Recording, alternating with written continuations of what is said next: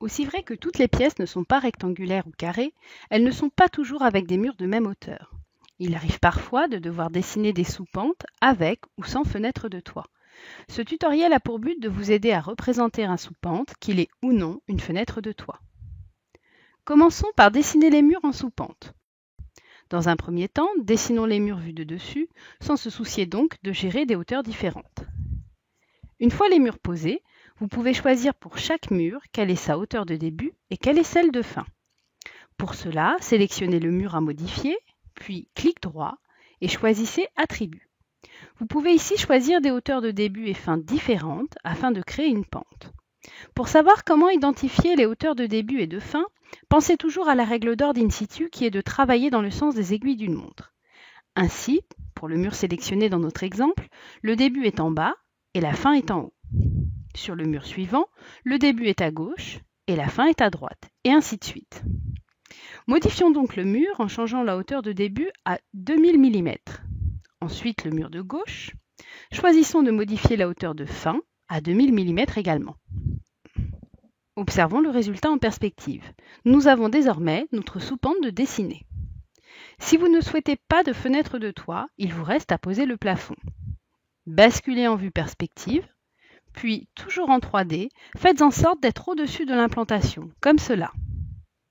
Ensuite, dessinez le gabarit des murs, toujours en perspective, de manière à ce que le système identifie bien les différentes hauteurs.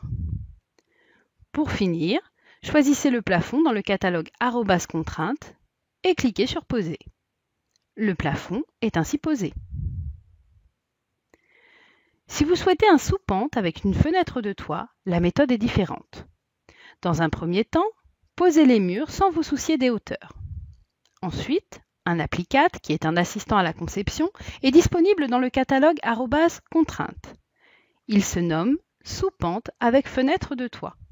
Vérifiez les longueurs, profondeurs et hauteurs, qui sont ni plus ni moins les dimensions de votre scène. Puis faites un glisser-lâcher de l'objet sur votre implantation. Une fenêtre s'ouvre, il s'agit de l'assistant à la conception.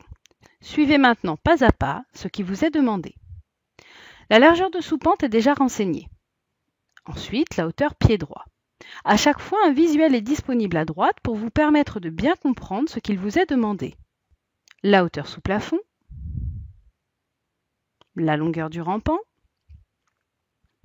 sous-pente fermée à gauche ou à droite.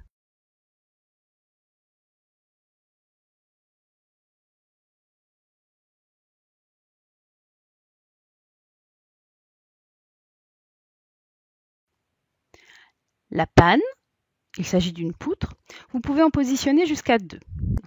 De nouveau, le système vous guide en demandant de renseigner au fur et à mesure avec toujours la représentation graphique en haut à droite. Distance bas rampant, hauteur de la panne.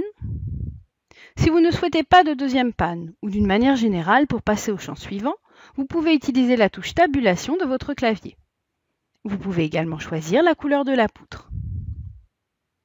Vient ensuite la fenêtre de toit. Ici, vous pouvez renseigner la largeur de la niche, sa hauteur, puis son positionnement en partant de la gauche ou de la droite et en partant du bas rampant.